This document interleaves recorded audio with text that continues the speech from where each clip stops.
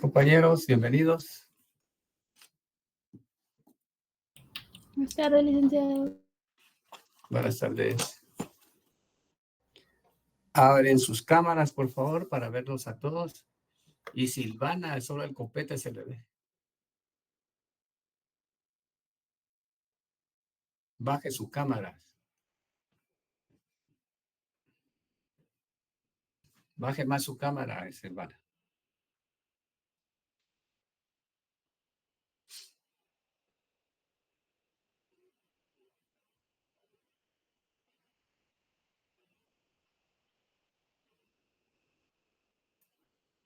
Bien. En su código ahora, vean la compra-venta mercantil. Localícenlo. Es el primer contrato que encontramos en el Código de Comercio.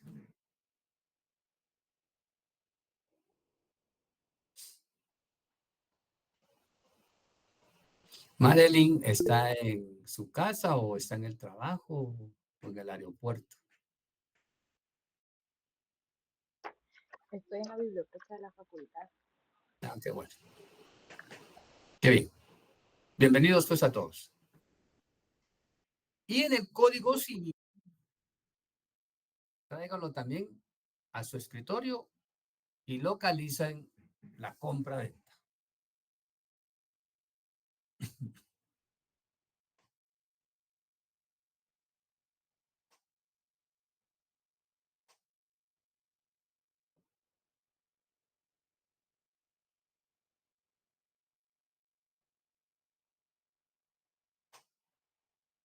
Alison Michelle, ¿me puede decir los artículos del Código Civil?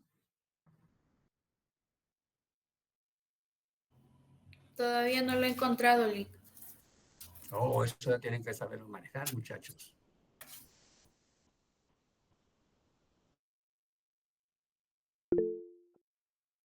Eddie. Buenas tardes, licenciado. Disculpe que no encienda mi cámara, pero ahorita no puedo. Pero son los artículos 695 del Código de Comercio y de la compraventa en el Código Civil es el 1790, el Código Civil. 1790. Bien. Brenda Guadalupe, lea el 1790.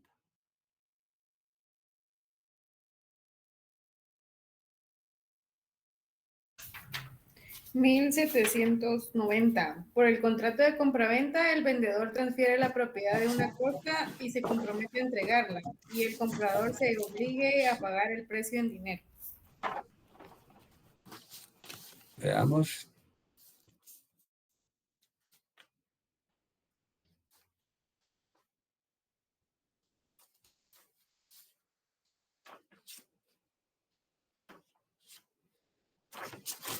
Gracias. Dice capítulo 4 de la compra-venta. Disposiciones generales.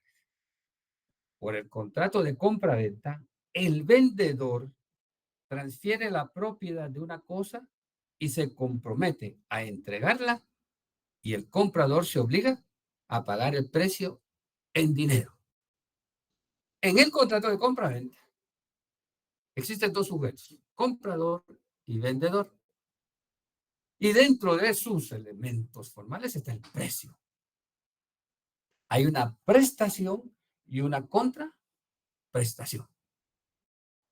El vendedor entrega la cosa, el comprador la recibe y paga el valor de la cosa. Perdón. Sigue en 1791. El contrato de compra-venta queda perfecto entre las partes desde el momento en que convienen en la cosa y en el precio, aunque ni la una ni la otra se hayan entregado. Queda prohibido el pacto de retroventa.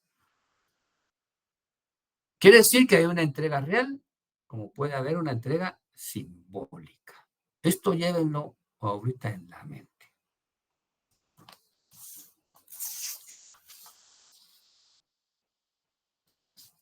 $794. Ninguno puede vender sino lo que es de su propiedad. La venta de cosa ajena es nula y el vendedor debe restituir el precio si lo hubiera recibido y responder de daños y perjuicios si los hubiera hubiera proferido de mala fe. Entonces, al recordar, de acuerdo al Código Civil, qué es la compra-venta, nos sumergimos en lo que es la compra-venta mercantil.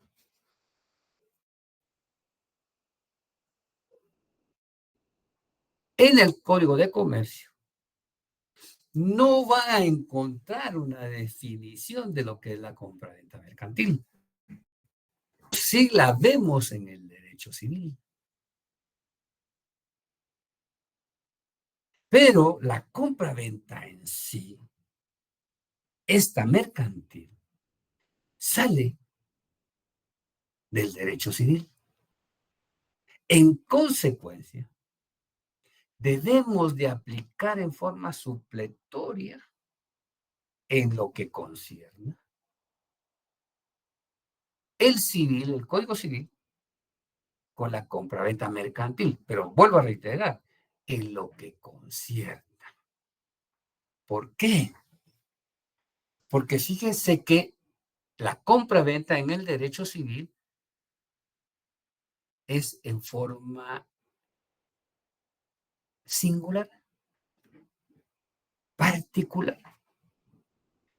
Mientras que, y de todo lo que pueda haber, mientras que en la compraventa mercantil, la compraventa es en masa. Fíjense, y se refiere a mercaderías. Y que en algunos casos, para que se haga efectivo, fíjense el precio, y eso lo apunta, para que se haga efectivo el precio, deben de presentarse documentos. Pero aquí lo que hace la diferencia es que esta compraventa mercantil, y vuelvo a reiterar, es de mercaderías en masa. No es una simple compraventa de una propiedad, por ejemplo. No, en la compraventa mercantil no vamos a ver la compra de bienes inmuebles. ¿Cuándo vamos a considerar que una compraventa es mercantil? Cuando se refiere a productos, mercancías o instituciones que estén normadas en el Código de Comercio. Va a ser una compraventa mercantil si compro un bien mueble como una empresa individual. Ahí hay una compraventa mercantil, no una compraventa civil. ¿Por qué? Porque estoy negociando, estoy pagando el precio de una empresa individual que es un bien mueble. Si se trata de un buque o de un avión, es una compraventa mercantil. Pero fíjense aquí los sujetos, y lo apuntan. Los sujetos pueden ser dos comerciantes en la teoría subjetiva. Pero en la teoría objetiva, uno de ellos puede ser comerciante y el otro no. Pero un buque, una empresa, título de crédito, no lo encontramos en el Código Civil, sino lo encontramos en el Código de Comercio. Vuelvo a reiterar entonces, cuando el objeto de la compra-venta sea concerniente al Código de Comercio, es una compra-venta mercantil.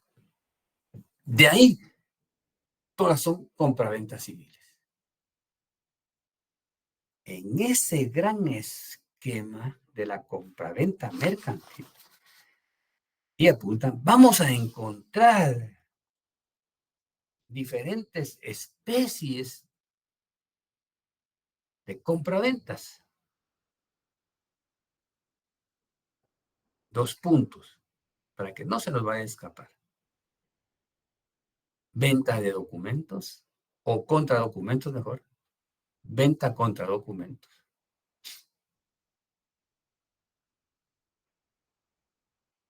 Ventas de cosas en tránsito.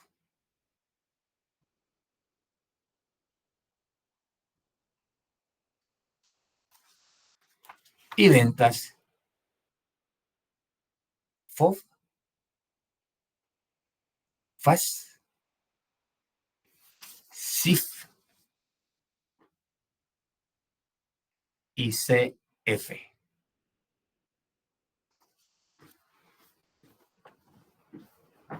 Y cualquier otra modalidad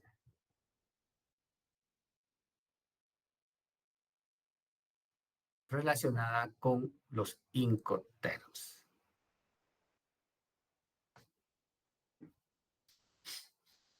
Disculpe, ¿podría repetir lo último? ¿Qué dicen? ¿Podría repetir lo último relacionada con? Los Incoterms. Jennifer Fabiola, ¿usted vio algo de los Incoterms en sus clases anteriores? No, licenciado, no vi sobre los Incoterms.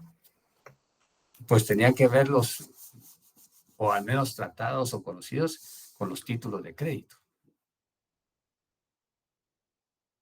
¿Verdad? Son cláusulas internacionales de compraventa internacional hoy.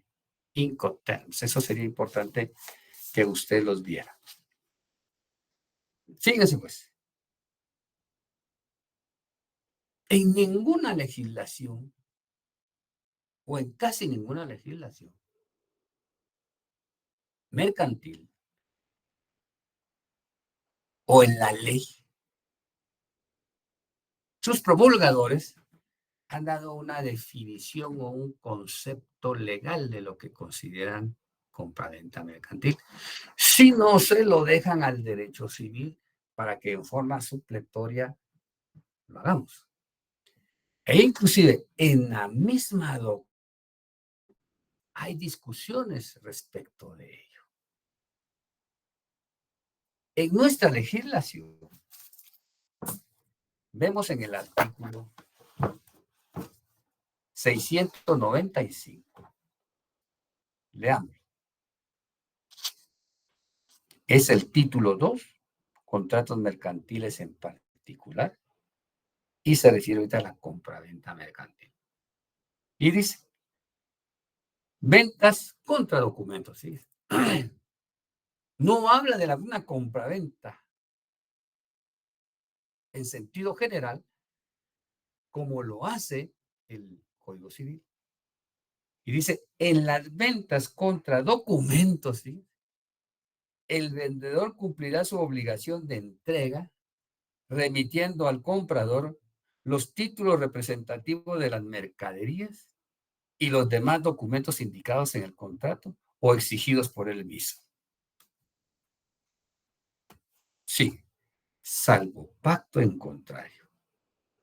El pago del precio deberá hacerse en el momento en que se entreguen los documentos, ¿sí?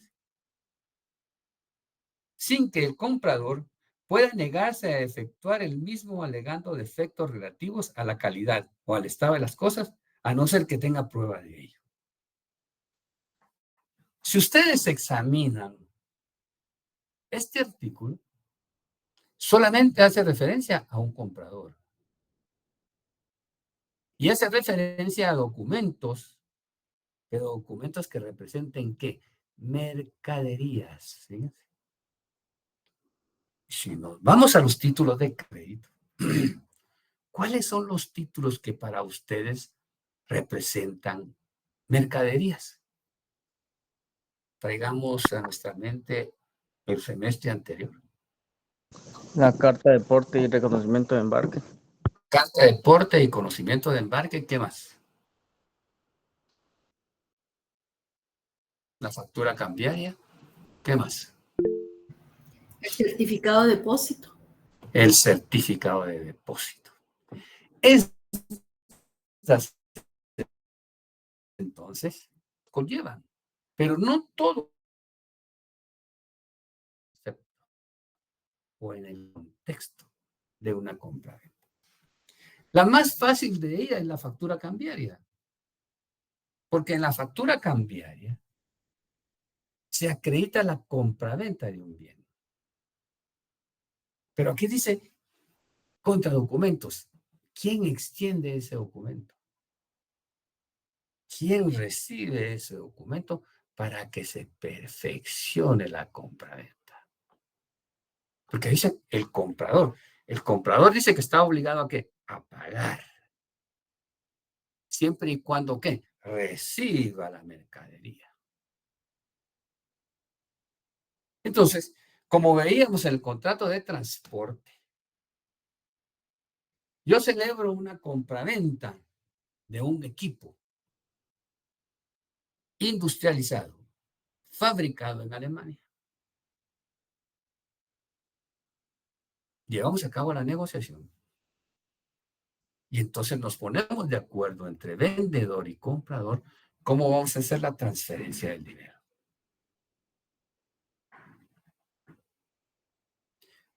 Y nos vamos a poner de acuerdo si esa compraventa es FO, FAS o SIF, o la otra variedad, o cualquier otro Incoterms. Si va a involucrar el seguro, hasta dónde las mercaderías que me manden o el producto que me manden tiene vigente el seguro. Si es al llegar a la par del buque, pues metiendo la mercadería del buque o todo su recorrido.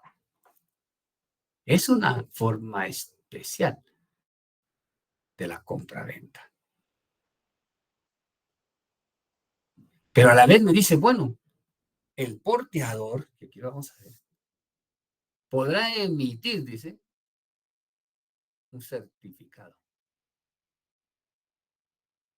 un conocimiento de embarque. Y esto se lo da al transportador y cuando llegue al puerto, se lo dará al comprador este título que está garantizando esa compraventa. Está garantizando el transporte de esa mercadería, de ese producto, de esa maquinaria, hasta el punto donde le dijo el consignatario que lo quería. Que en este caso el consignatario se va a convertir en el comprador. Y que él en el momento del negocio le va a agregar transporte y seguro. Y en su caso sí se da el almacén general de depósito. Pero fíjense que aquí está de comerciante a comerciante. Si aquí, a través de un representante legal, el negocio jurídico de una fábrica se lleva a cabo con un banco o con una industria alemana, el negocio jurídico es eminentemente mercantil. Porque ambas se dedican a eso. No compraron un bien inmueble. Puede suceder que ese bien puede ser considerado inmueble de acuerdo a nuestra legislación. Ejemplo, si se compra locomotoras o partes del tren, ¿sí? O se compra un buque, que son considerados bienes inmuebles, o son considerados bienes muebles. ¿Qué piensan ustedes? ¿Un avión es considerado un bien mueble o un bien inmueble? Más, ¿un ferrocarril es considerado un bien mueble o un bien inmueble?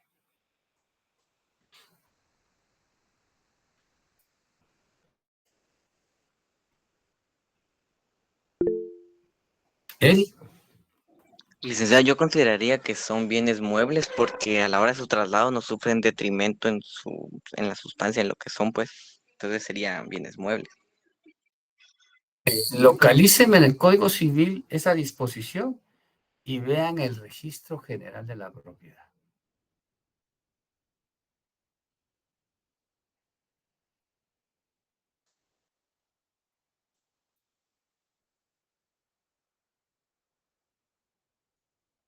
¿Se garantizan como prenda o se pueden garantizar como hipoteca?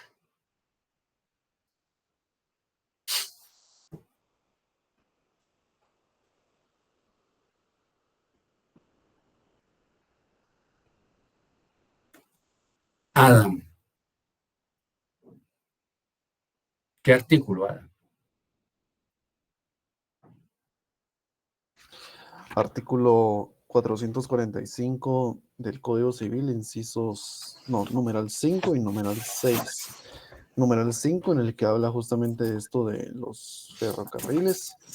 Y el numeral 6 no menciona precisamente un buque, pero menciona justamente construcciones que, aun cuando sean flotantes, estén permaneciendo en un punto fijo. Imagino que en ese caso, tal vez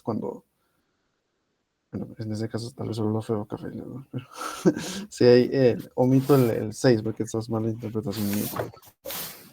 Perfecto, Adam. Muy bien. Fíjense pues. Esto que no se les olvide, muchachos. No solamente las casas o los terrenos son considerados bienes inmuebles. En este artículo 445 dice, bienes inmuebles. Son bienes inmuebles. El suelo, el subsuelo, el espacio aéreo, las minas mientras no sean extraídas y las aguas que se encuentren en la superficie o dentro de la tierra. Bienes inmuebles. 2. Los árboles y plantas mientras estén unidas a la tierra y los frutos no cosechados. Si ustedes tienen árboles en su casa, son bienes inmuebles. ¿Por qué? Porque están adheridos al suelo. 3. Las construcciones adheridas al suelo de manera fija y permanente. Aquí sí hablamos de las casas, porque el terreno es un bien mueble. Y por accesión, cuando hay construcción, ¿verdad? ¿Sabes de la accesión? Entonces se convierte en un solo cuerpo. 4. Las cañerías conductoras de agua, gas o electricidad incorporadas al inmueble. Ustedes pueden ver en sus casas la luz, pero adentro hay tuberías. Abren el chorro de su casa, es tuberías, son bienes inmuebles. ¿Por qué? Porque están incorporados. 5. Vean esto, Eddie. Los ferrocarriles y sus vías, las líneas telegráficas y telefónicas y las estaciones radiotelegráficas fijas. ¿Por qué es un bien inmueble? Porque para que este tren se movilice, necesita ¿de qué? De rieles. Y están adheridos ¿a qué? Al suelo. 6. Los muelles y los diques y construcciones que, aun cuando sean flotantes, estén destinados por su objeto a condiciones o a permanecer en un punto fijo de un río, lago o costa. Muelles. En consecuencia, si hay buques que se trasladan de un lugar a otro, hay movimiento. Cuando se acercan al muelle, pasan a ser bienes inmuebles. Porque se los comunica. Y 7, miren qué interesante. Los viveros de animales, palomares, colmenares, estanques de peces o criaderos análogos, cuando el propietario los haya colocado o los conserve con el propósito de mantenerlos unidos de modo permanente a la finca. ¿Un hato de ganado puede ser considerado un bien inmueble? Sí, mientras esté en la finca. Claro, los quiero dar en prenda individualmente. Claro, cultivos y cosechas, mientras estén adheridas al suelo, son bienes inmuebles. Pero ustedes pueden dar en prenda las cosechas del año 2026, sí, como garantía, sí, pero cosechas una vez levantadas del suelo. Esto no se les debe de olvidar, muchachos. No solamente el suelo y lo que esté adherido es, como una casa es un bien inmueble. Hay cantidad de otras cosas. Y yendo entonces a la compra-venta mercantil,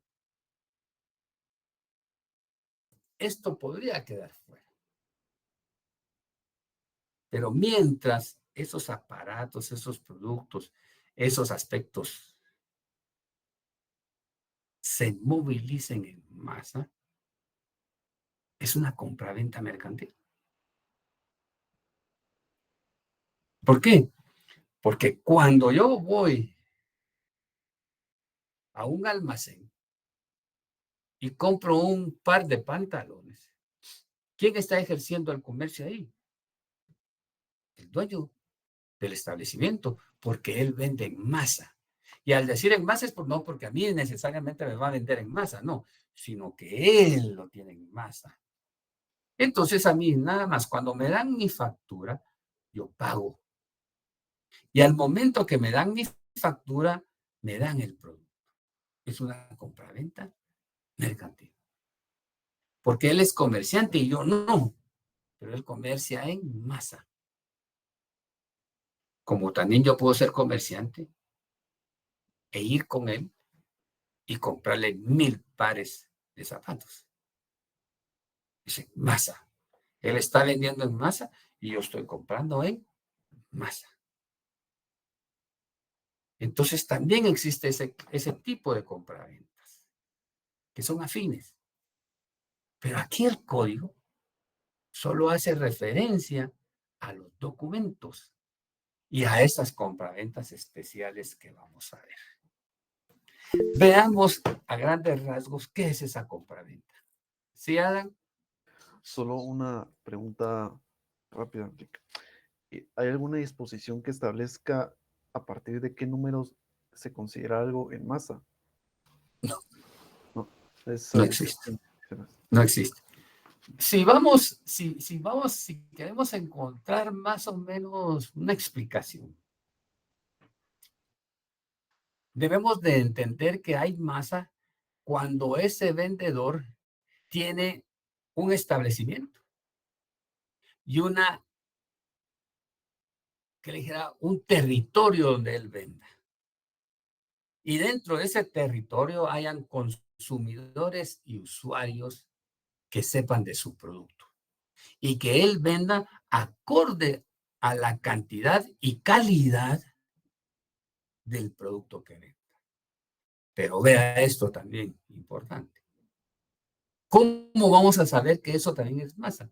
Él debe tener inscrita una marca o un nombre comercial, ya sea en su producto o en su almacén. Uno, almacenes Simán. ¿Venden masa? Sí. ¿Qué va a encontrar ahí? Cantidad de productos. ¿Dónde está Simán? En un sector donde expande su actividad empresarial.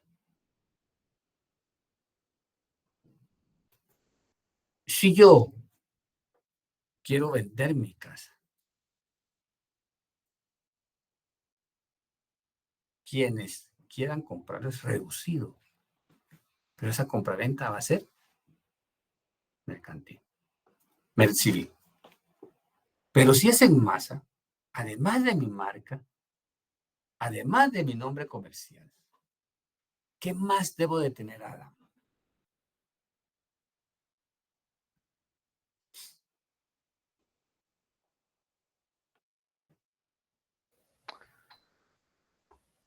¿A alguien se le ocurre algo más?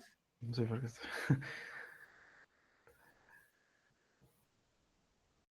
¿Paulo? Paulo dice patente, por supuesto. Sí, yo iba ya a sea decir algo así. comerciante individual o comerciante social. Ujú. Pero vamos a la empresa. Tengo que tener clientela y fama. Eso entonces hace que me compren en masa. Aunque yo vaya a comprar un pantalón, él está vendiendo en masa porque todos nosotros, los que estamos en esta aula, podemos ir a Simán a comprar. Entonces nosotros ya hacemos una masa también. Entonces él vende zapatos, ropa, enseres blancos, estufas, lavadoras, adornos, zapatos, camisas. Su mundo. Él está comerciante en masa. ¿Y quiénes somos también la masa? El consumidor y el usuario. Eso hace la diferencia, Ada. ¿Alguna otra pregunta, muchachos? Para que entendamos qué es la compraventa mercantil. Que no es la compraventa civil, pero que fíjense, es extraída del contrato civil. Vamos a encontrar disposiciones que podemos aplicar del derecho civil aquí, ¿sí? De acuerdo al artículo 1 del Código de Comercio.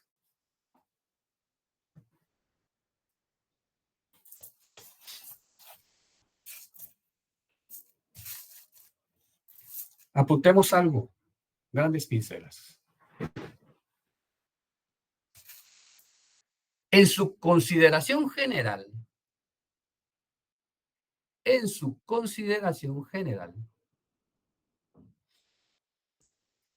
la compra-venta surge del trueque.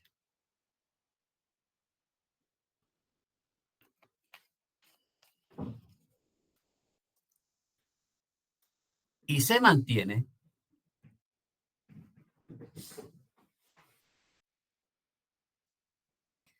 como uno de los contratos más importantes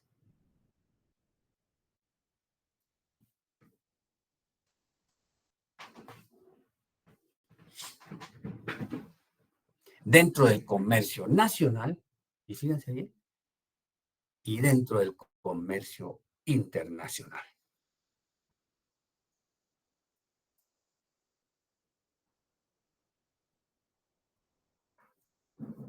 Por cuanto que es el mecanismo más ágil y sencillo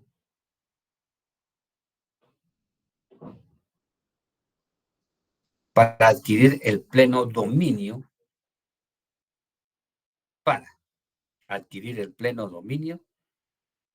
de cualquier satisfactor.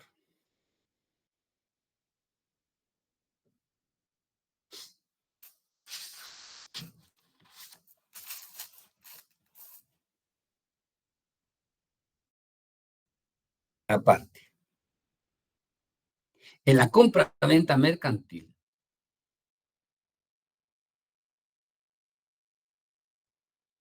encontramos que los productos son en masa.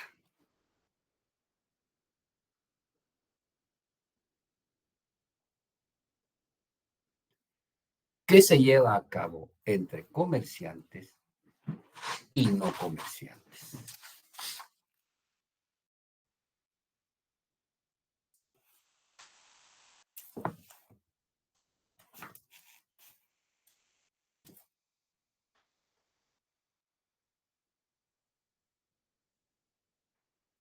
Interviniendo también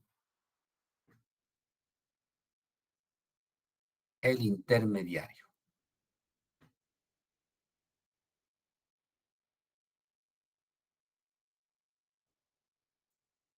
Que se desemboca en el consumidor o usuario.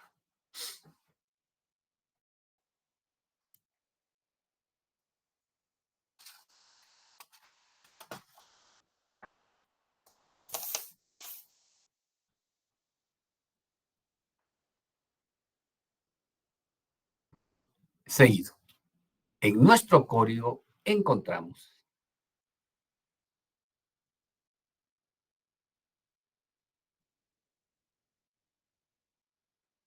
que se refiere sistemáticamente,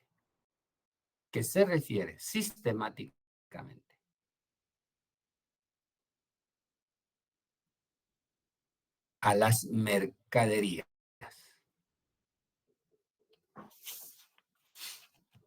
A las mercaderías. Entendiéndose a estas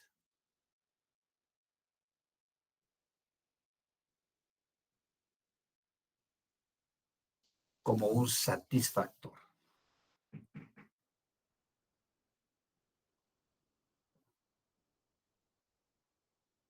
Aparte, en simples palabras podríamos decir,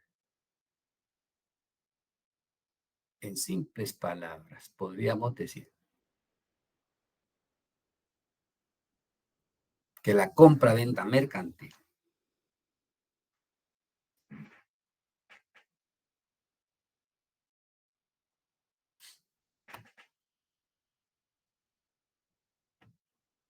es un contrato por el cual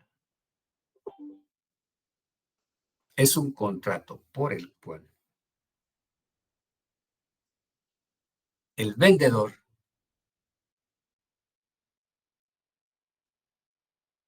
transfiere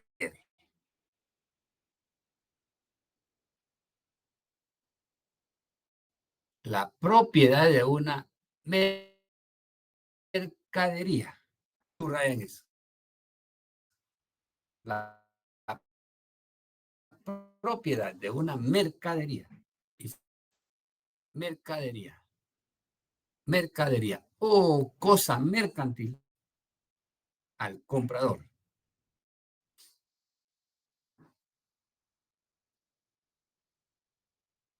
Cuya obligación es pagar el precio.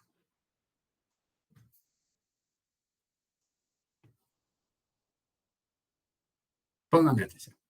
Entonces, en esta definición está diciendo que existe un vendedor y un comprador. Pero que hace referencia nada más a que hay un satisfactor, que es una mercadería, dice, o una cosa. ¿Qué es entonces lo que se está vendiendo? ¿Qué es lo que se está comprando? Mercadería, productos o una cosa mercantil. Esa cosa mercantil podemos tener como ejemplo, comprar una empresa individual, comprar títulos de acciones, comprar títulos de crédito, por ejemplo, que se van a emitir en bolsa. Entonces, es una cosa mercantil. Porque los títulos, ni vamos a encontrar en el Código Civil ni los títulos de crédito, ni los títulos de acciones, sino que estas instituciones están normadas como la empresa en el Código Civil de Comercio. Una vez estén reguladas en dicho código, cuando hay una compraventa se debe entender que esta es compraventa mercantil. No va a ser compraventa mercantil cuando yo compre una casa. ¿Verdad? Porque eso es un contrato evidentemente civil que se refiere a un bien inmueble. Sigamos. ¿Cuáles son los elementos? O pongamos los caracteres del contrato.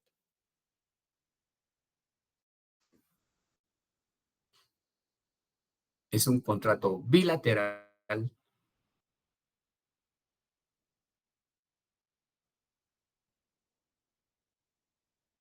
Es un contrato oneroso y conmutativo.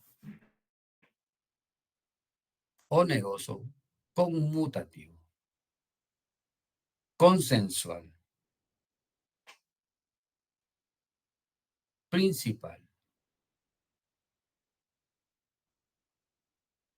y traslativo de dominio.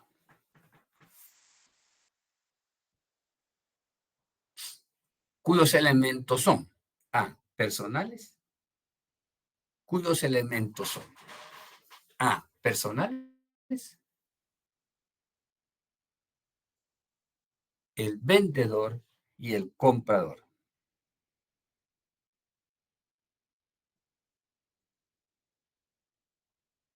B, es real. Real. La cosa y el precio. Me dan la cosa y pago el precio. Son las mercaderías y el precio. C, formal.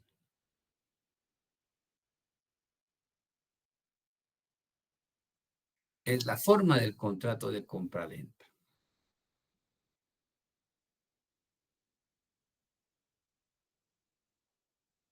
Es que varía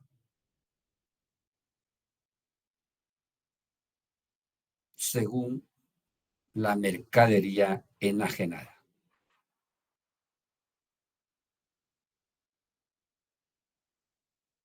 Entre paréntesis, ejemplo, una factura cambiaria por la compra de pantalones.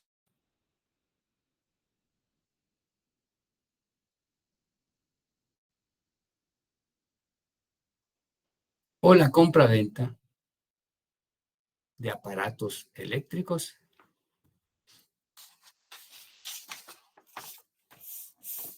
mediante un contrato con firmas legalizadas.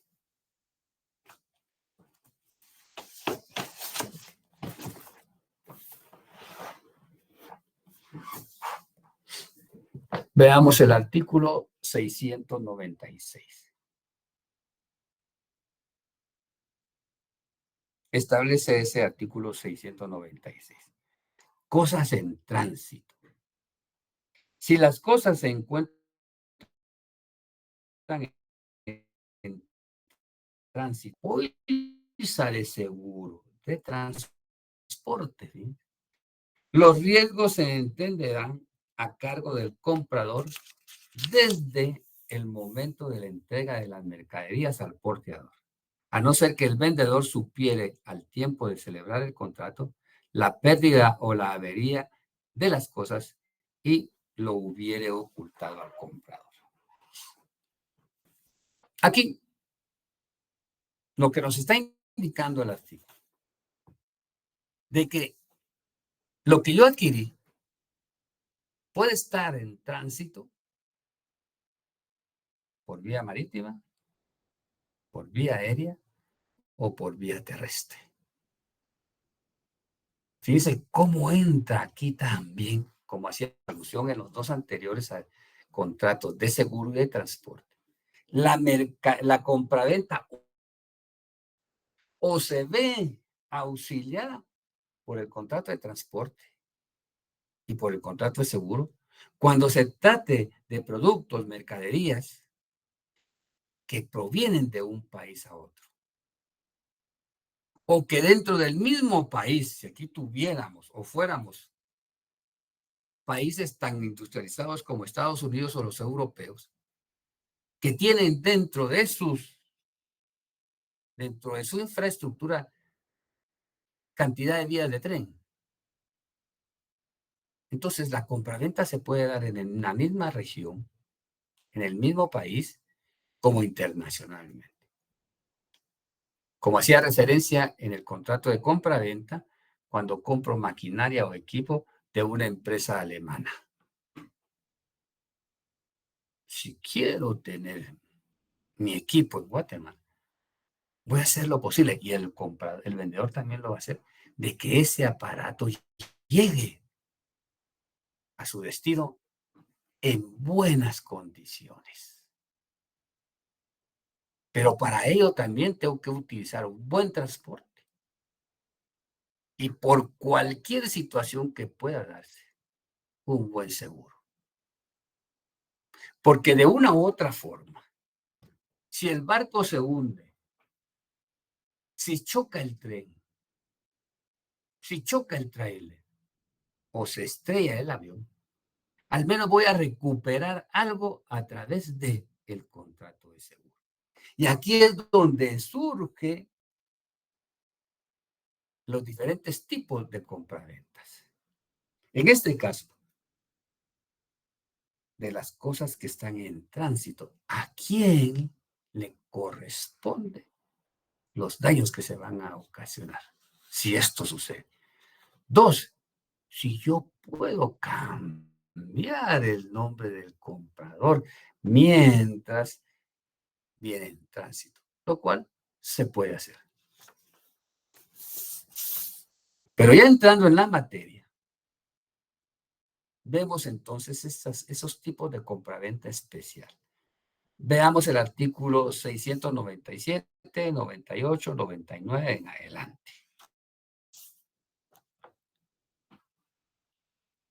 Ruth Noemí, lea el artículo 697.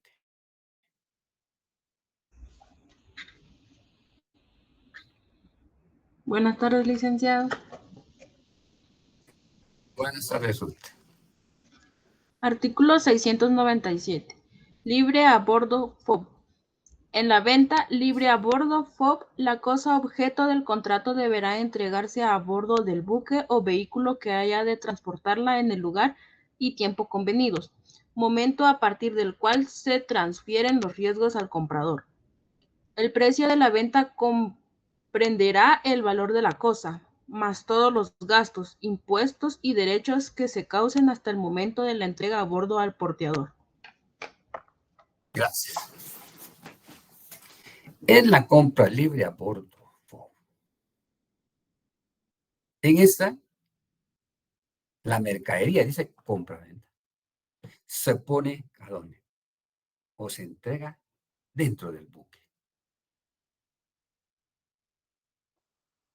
Se llevó a cabo la compra-venta y pactaron el comprador y el vendedor que el seguro va a ser desde que llega el transporte al muelle, un muelle ya es subido a bordo del buque. Hasta ahí terminó la responsabilidad del vendedor. Hasta ahí surge la responsabilidad del comprador. Si en el trayecto de la fábrica hacia el buque ocurre un siniestro, el seguro deberá pagar hasta ahí. Pero una vez zarpe el buque, zarpe el avión, o despegue el avión, o salga el camión o el ferrocarril, correrá por cuenta del comprador. Y si ocurre algún siniestro, no se lo paga. 698. Allison. Lean. Costado del buque IS. En las ventas, el costado del buque o vehículo FAS se aplicará el artículo anterior con la salvedad de que el vendedor cumplirá su obligación de entrega al ser colocadas las mercaderías al costado del buque o vehículo y desde ese momento se transferirán los riesgos. Gracias. Aquí, a diferencia del FOB, la mercadería ni siquiera ingresa al buque, sino que se queda en el muelle o se queda en la línea del aeropuerto o se queda en la línea donde están los trailers o la estación. Hasta ahí está la responsabilidad del vendedor. Y el resto es del comprador. Si no nos aseguró para el trayecto completo, en ambas, el comprador asume todos los riesgos. Si se hunde el barco, no está asegurado. Si cae el avión, no está asegurado. Si se accidenta el tren o se descarrila o sufre un accidente, el tráiler no está asegurado. En el cual sí puede estar asegurado de salida a entrada y de cualquiera de las formas de transporte, sea un solo transporte o sea un transporte modal, de un tren hacia un buque, de un tráiler hacia un avión, que se utilizan las dos formas de transporte. Dice 699. En la compraventa, costo de seguro y flete, CIF, el precio comprenderá el valor de la cosa. Se incluye, en todas se incluye lo que me cuesta el equipo que compré en Alemania, más las primas del seguro y los fletes, transporte, hasta el lugar convenido para que sea recibido por el comprador. Cuando indica primas del seguro, contrató el seguro para todo el trayecto. Y cuando dice fletes, se está refiriendo a transporte. El flete es un transporte. Transporte marítimo, aéreo o terrestre. Cubre todo, desde la salida hasta el momento donde va a ser entregada la mercadería.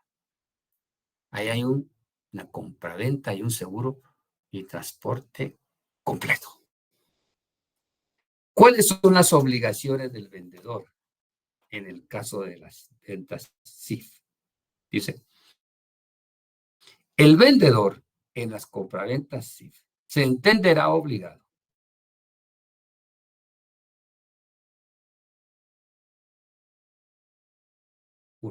a contratar y a obtener del porteador, ¿quién es el porteador? Transporte, mediante el pago del flete, el conocimiento subrayado de embarque o la carta de porte respectivo. Aquí, además del documento de compra,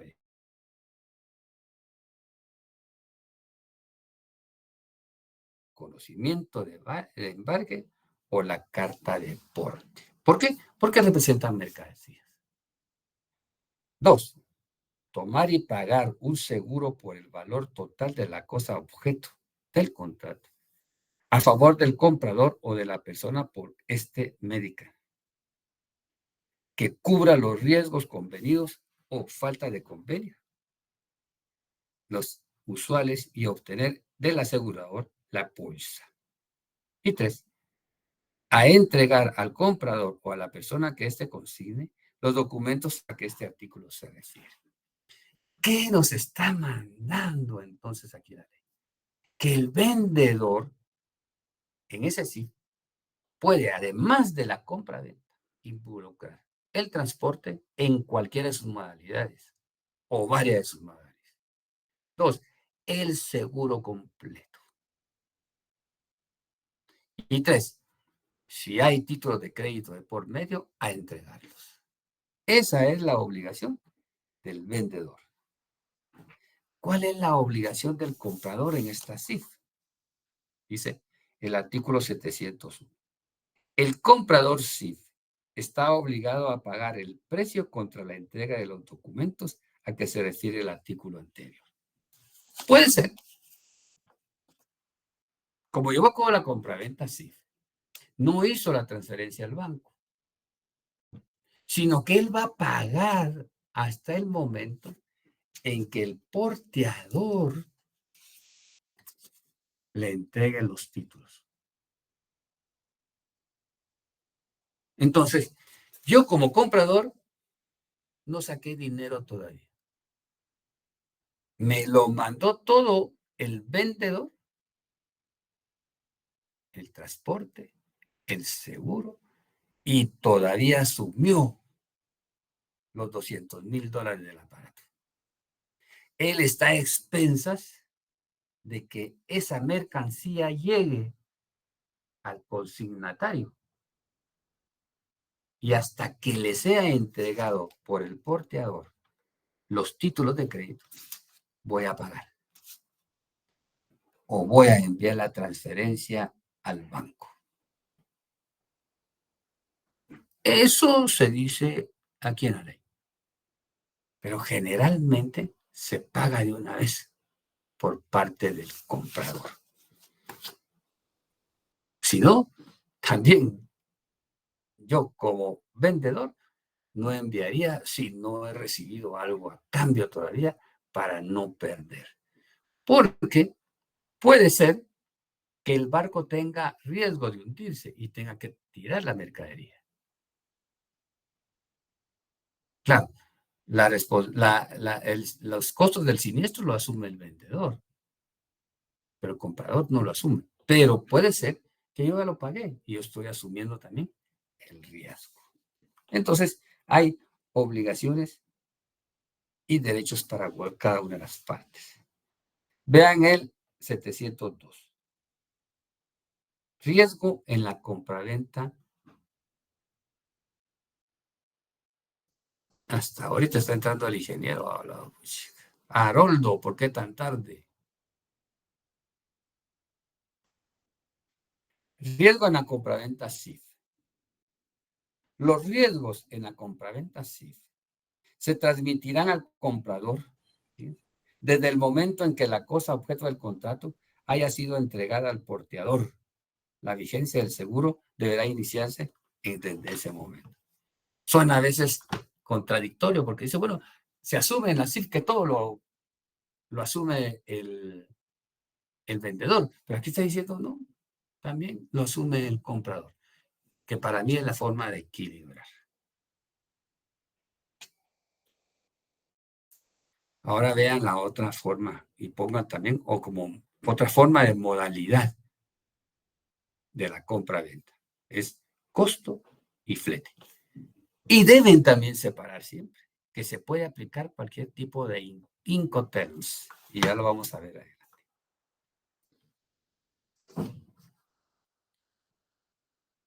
$704. En las ventas, costo y flete, entonces vamos a encontrar 4 Incoterms en nuestra legislación. SIF, FOB, FAS. Vamos a encontrar SIF, FOB, FAS y costo y flete. En la compraventa mercantil, el comprador, no, perdón, en las ventas costo y flete CF, se aplicarán las disposiciones de la venta SIF, con excepción de las relativas al seguro. En costo y flete no va involucrado el seguro. ¿Qué debe de conllevar entonces una compraventa mercantil?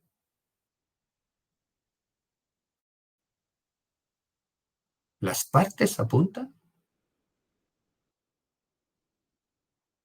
¿Las partes? El objeto.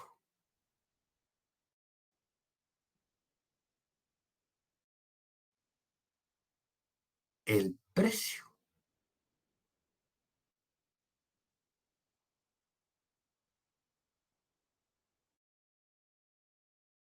El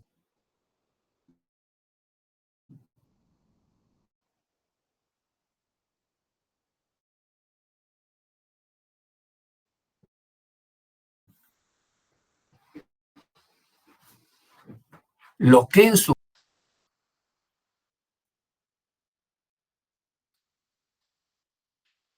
a la rescisión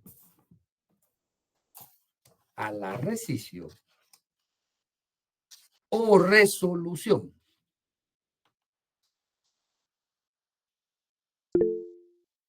del contrato de compra-venta. Sí, Paulo. Y después Licenciado, Claudio. disculpe, ¿puede volver a repetir? Es que se trabó y no logré escuchar bien. Estará bien su señal. Licenciado, yo también no escuché muy bien, como que se cortó. ¿Hasta dónde se quedaron de la Yo definición que estaba dando? escuché las partes, el objeto y el precio. Hasta ahí escuché. El sujeto. ¿Qué más? Escuché las partes, el objeto, el precio y ahí ya no escuché más. Y el plazo.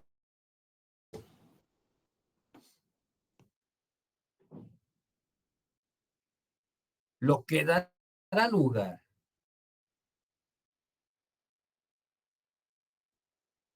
a que si hay un incumplimiento,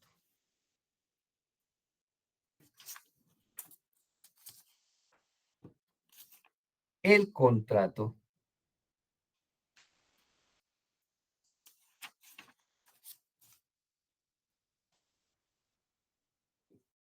podrá rescindirse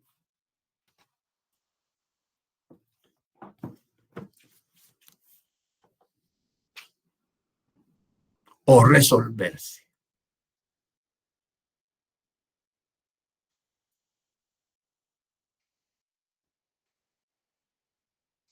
Fíjense ahorita cómo vamos a dar un salto a otro tipo de compra-ventas especiales. Pero estas ya vienen del Código Civil. Solo déjenme entrar esto.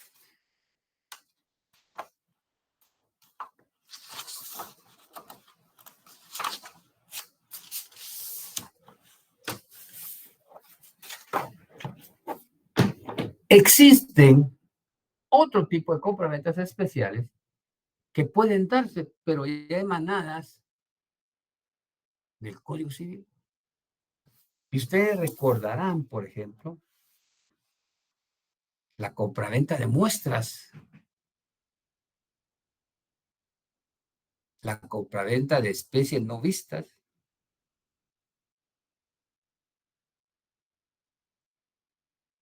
y las compraventas internacionales. Pónganme atención.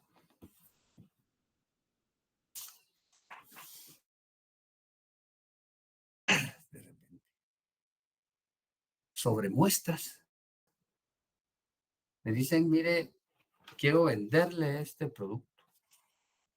Ahorita solo tengo muestras. Y este producto sirve para bla, bla, bla, bla. E inclusive sobre cuestiones que no he visto. ¿Se podrán correr ese riesgo? Sí, en las compraventas mercantiles pueden darse. Y apuntemos como sobre las compraventas sobre muestras.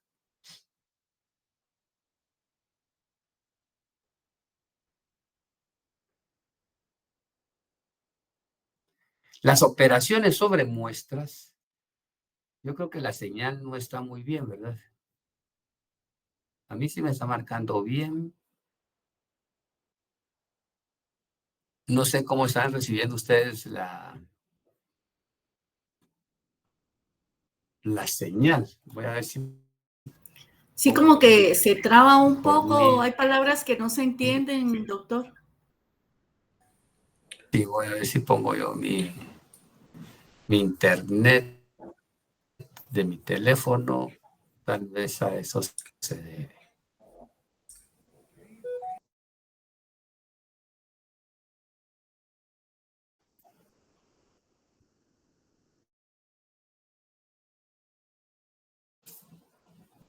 Tal vez aquí no va a fallar porque está mi teléfono. Sí, Lorena. Repitamos, compraventa sobre muestras. Las operaciones sobre muestras o calidades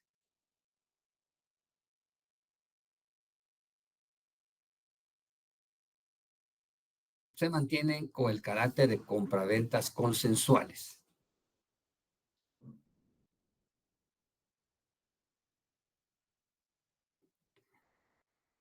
Siempre de qué se trate,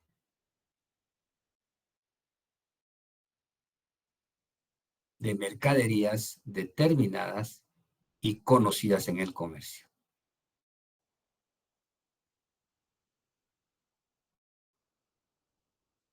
Punto y seguido. El contrato se perfecciona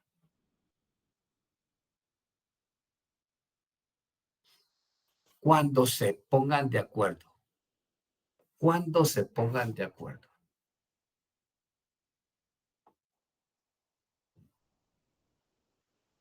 Respecto de la cosa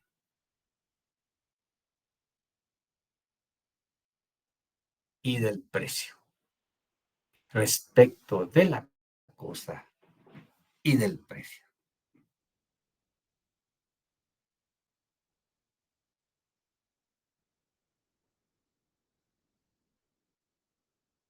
Aparte, compra-venta de especies no vistas.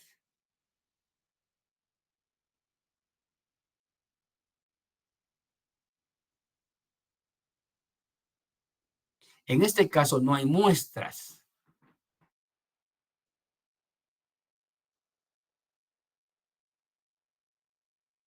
ni puede determinarse su calidad.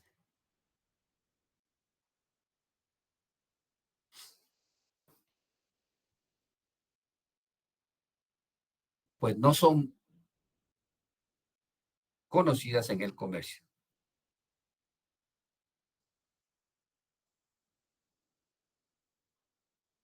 Por lo cual, la compra-venta se perfeccionará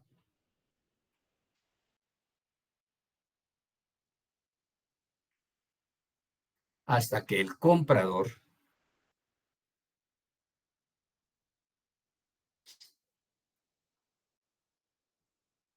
las examine y las acepte.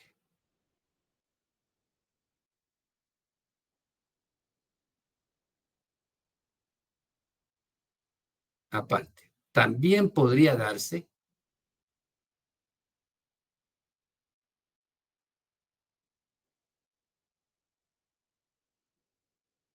una compra-venta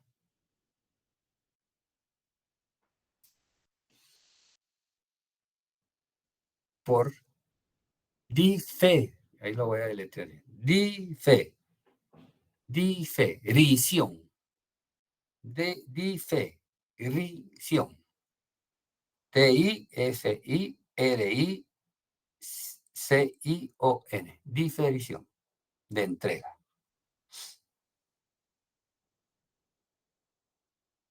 Puede ocurrir que las entregas sean parciales.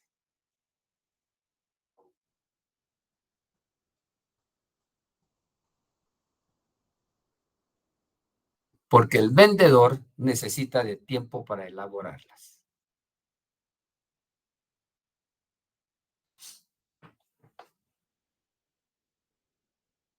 Por lo que debe de ajustarse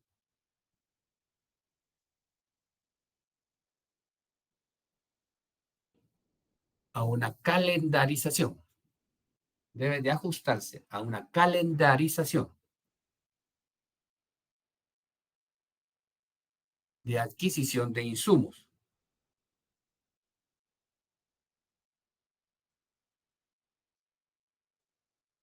Para hacer entrega de lo convenido.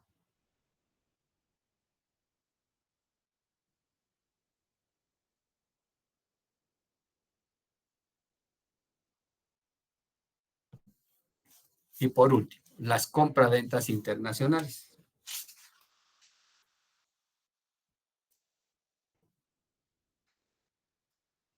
Esto sí lo pueden ver ustedes en la página de Unidroit. Unidroit. Uni, D, R, O, I, T. Unidroit. Que son reglas de unificación del derecho privado.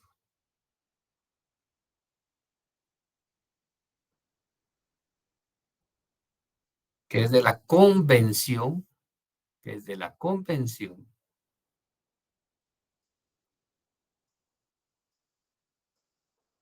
sobre la compra-venta internacional.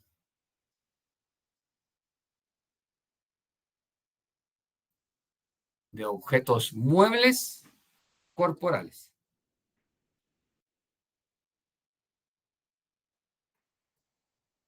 Aparte.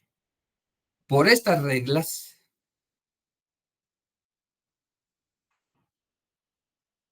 se pretende unificar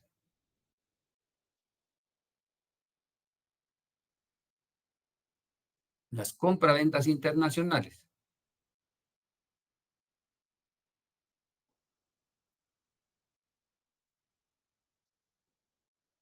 de tal forma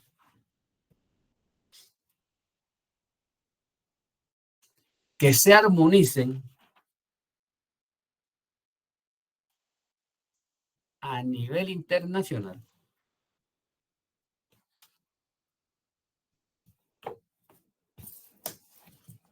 los Incoterms. Fíjense, de ahí salen los Incoterms. ¿Qué es lo que se pretende entonces? En esta institución de la compraventa internacional, que no solamente veamos las reglas del Código de Comercio, porque este comercio que estudiamos se ha expandido a través de la antigua globalización y ahora por el aspecto eminentemente tecnológico. Que no exista entonces una compraventa para cada país, sino que exista una compraventa para todos los países. ¿Ya se utilizan reglas UNIDROIT? Sí, pero no a nivel mundial. ¿Puede Guatemala o puede un notario guatemalteco eventualmente regirse por estas normas? Sí, siempre y cuando no se atente contra las leyes nacionales. Y ustedes saben que el comercio internacional está ahí, no reconoce ya fronteras. Y el comerciante quiere llevar a cabo sus negocios en forma rápida. El riesgo ahora, como en todos los tratados internacionales, son las posturas de Estados Unidos ahora con sus famosos aranceles, que dejó de por lado convenios y tratados internacionales, como el TLC, Tratado de Libre Comercio, y el CAFTA, que incluye Canadá, Estados Unidos, México, sin aplicación. Hay compraventas internacionales. Se utiliza esta compraventa mucho, con reglas internacionales Incoterms. ¿Alguna pregunta, compañeros?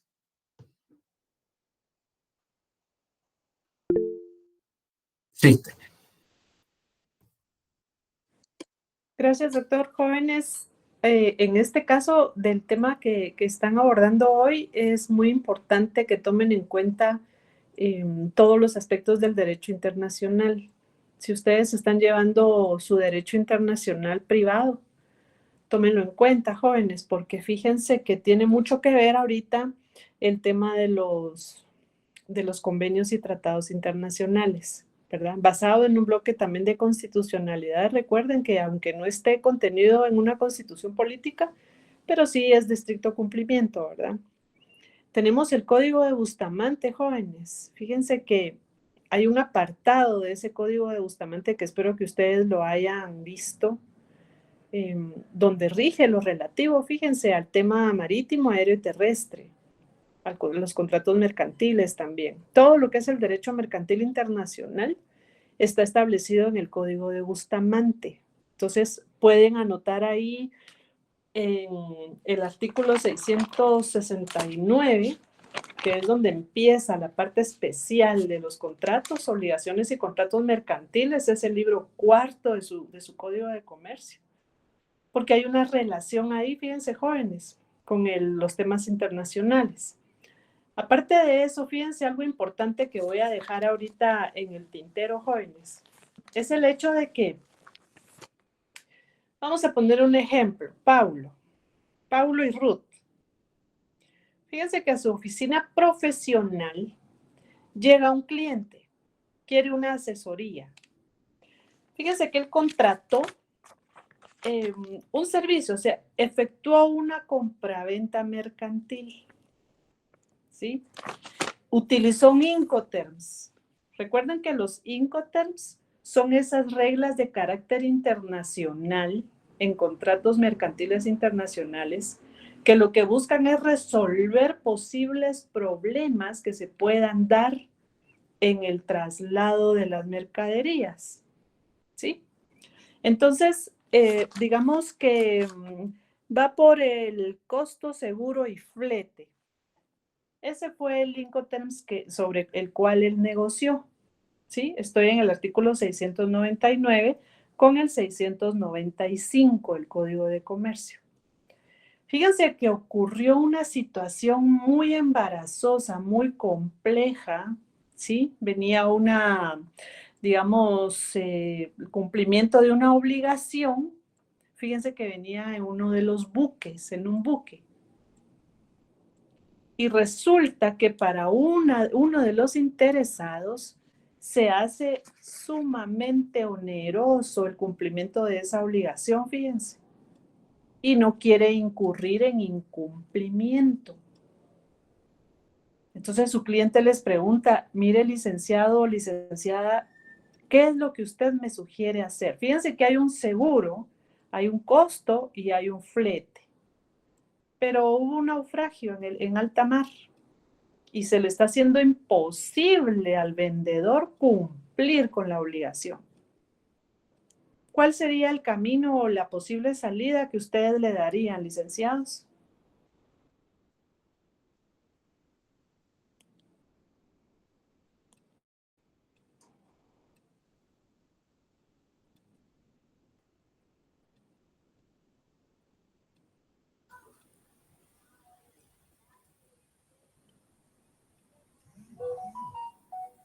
Ahorita vamos, ingeniero Edgar. A ver, Paulo y Noemí, Ruth Noemí, ¿qué se les viene a su mente como notarios para poder apoyar o asesorar al cliente?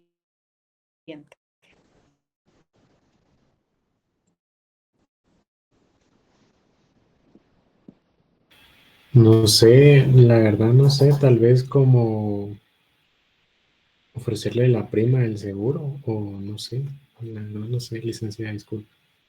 Fíjense que el seguro aquí es importante, por supuesto, pero lo que nosotros no queremos es que haya un daño, no solo en las mercaderías que vienen, sino también en el tema del seguro, fíjense.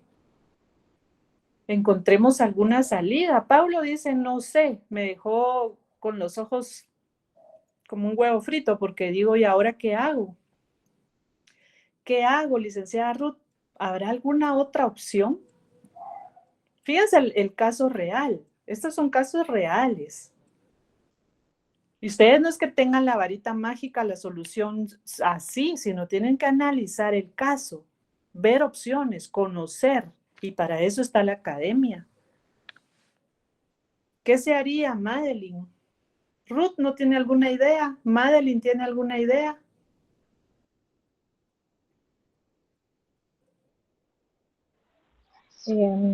Entiendo que el vendedor está obligado a pagar un seguro total por el valor de la mercancía objeto del contrato. Exactamente, hay una opción ahí, pero si yo no quisiera tocar el seguro, porque es que se volvió demasiado oneroso el cumplimiento de esa obligación, jóvenes. Fíjense la expresión, demasiado oneroso.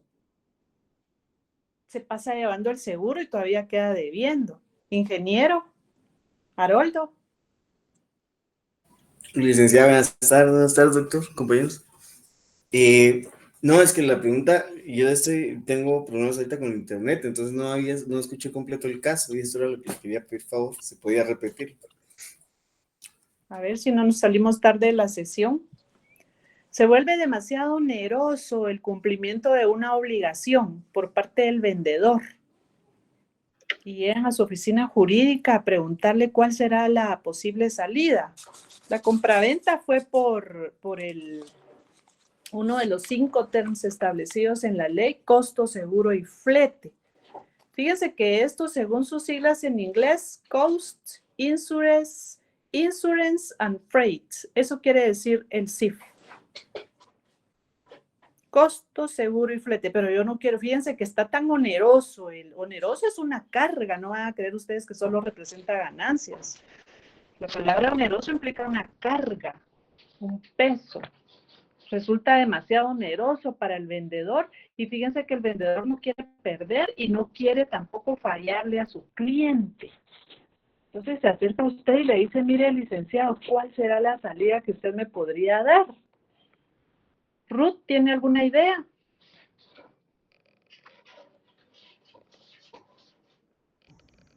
No, licenciada, disculpe. Fíjense que hay otra opción, jóvenes, escuchen, por eso estamos hablando de posibles soluciones que ustedes pueden tener a la mano luego de estudiar el caso, porque estas son decisiones que hay que tomar.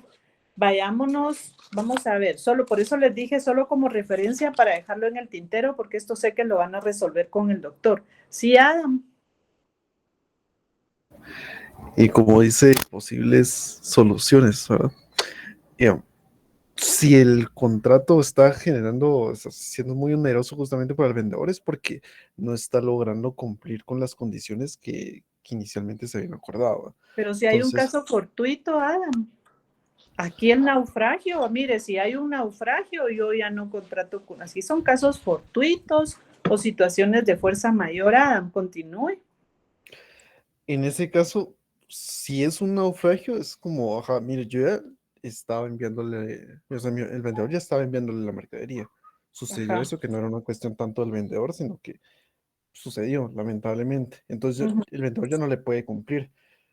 Ahí propondría nada más que ver si se puede ampliar el plazo de entrega, porque se entiende que como era una situación, o sea, el naufragio fue francamente extraordinario. Entonces, Ujú.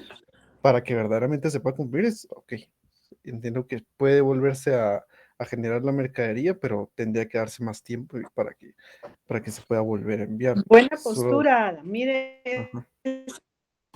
la forma, aunque no tengan al 100% la solución, pero tienen a analizando salidas, jóvenes. Lo que Adam nos está citando en palabras sencillas es eso que se llama lex mercatoria, fíjense. Es la forma en la que los comerciantes resuelven bajo los parámetros de la buena fe, la verdad sabida y el pacto de caballeros, con base en las honorables, fíjense, quiero que nos vayamos al 669. Esa es una salida, la lex mercatoria. Bueno, hagamos una ampliación del contrato. ¿De qué manera? Las obligaciones y contratos mercantiles, fíjense, dice principios filosóficos. Con esto termino. Las obligaciones y contratos mercantiles se interpretarán, ejecutarán y cumplirán de conformidad con los principios de subrayado, verdad sabida y buena fe guardada, a manera de conservar y proteger las rectas y honorables intenciones y deseos de los contratantes sin limitar con interpretación arbitraria sus efectos naturales. Subrayado ese artículo, jóvenes. Una lex mercatoria podríamos aplicar acá, pero que los dos estén de acuerdo. Otra opción que les puedo dar para que lo dejen ahí en el tintero también, jóvenes, vámonos al 688, fíjense. Contrato de tracto sucesivo y en los de ejecución diferida. Si hay un contrato de esa naturaleza bajo el Incoterms que les mencioné, ¿puede el deudor demandar la terminación de la prestación a su cargo? Se vuelve excesivamente onerosa por sobrevenir hechos, subrayado, extraordinarios e imprevisibles. Anoten ahí arriba de ese artículo la expresión rebus, con B alta, rebus, sic, S-I-C, stantibus, S-T-A-N, S-T-A-N-T-I-B-U-S, rebus sic stantibus. Y lo relacionamos con el artículo 1330 del Código Civil. ¿Por qué lo llevo al Código Civil? Porque ahí se habla de la teoría de la imprevisión. ¿Alguien que lea rápidamente el 1330 del Código Civil, por favor?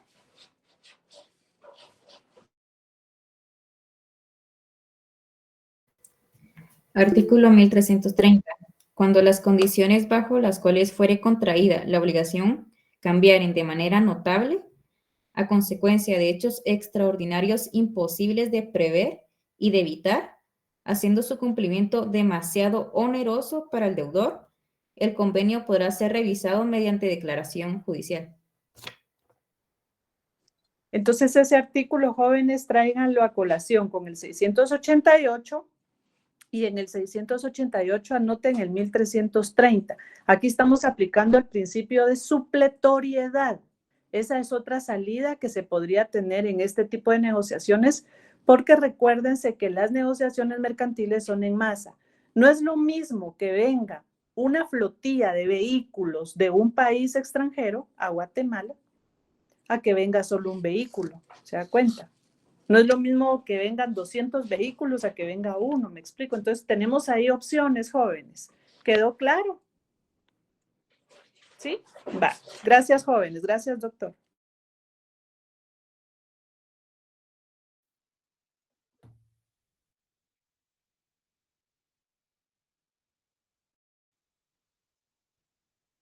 Bien, muchachos, muchas gracias por su atención y que pasen buena tarde. Nos vemos el próximo martes, donde van a tener que exponer ya los primeros muchachos respecto a contratos atípicos. Que pasen bien su fin de semana. Hasta pronto. Feliz tarde, jóvenes. Hasta pronto. Gracias, licenciado. Buenas tardes a todos. Feliz tarde. Gracias.